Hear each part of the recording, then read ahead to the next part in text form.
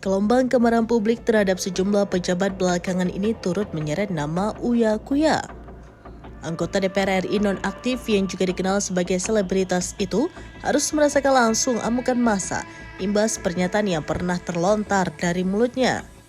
Rumah Uya Kuya yang berlokasi di Jalan Statistik nomor 1F Pondok Bambu Durensawi, Jakarta Timur menjadi sasaran penjarahan pada Sabtu 30 Agustus 2025 malam. Pintu garasi rumahnya dipenuhi coretan bertuliskan rumah ini disita rakyat.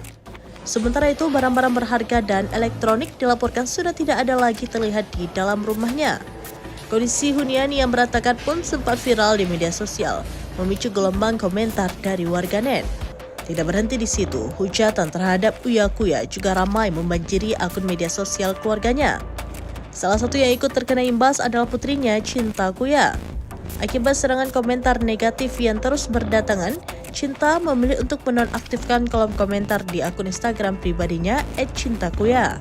Hingga kini, Cinta Kuya belum memberikan tanggapan atau klarifikasi terkait penjara rumah keluarganya maupun hujatan yang menyerang ayahnya.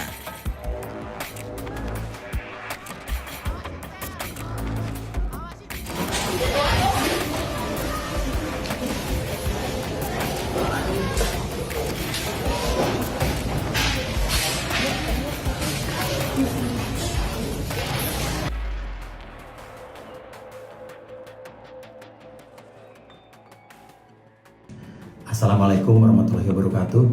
Saya Uya Kuya menyampaikan permohonan maaf yang sebesar-besarnya, tulus dari hati saya yang paling dalam, untuk seluruh masyarakat Indonesia atas apa yang terjadi beberapa hari terakhir ini, atas apa yang saya lakukan baik sengaja maupun tidak sengaja.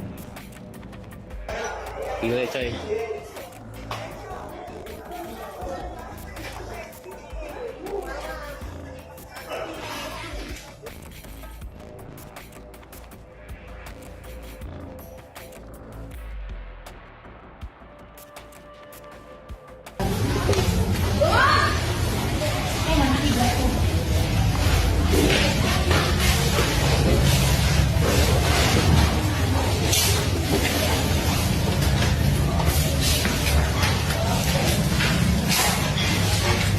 Download Tribun X sekarang, menghadirkan lokal menjadi Indonesia.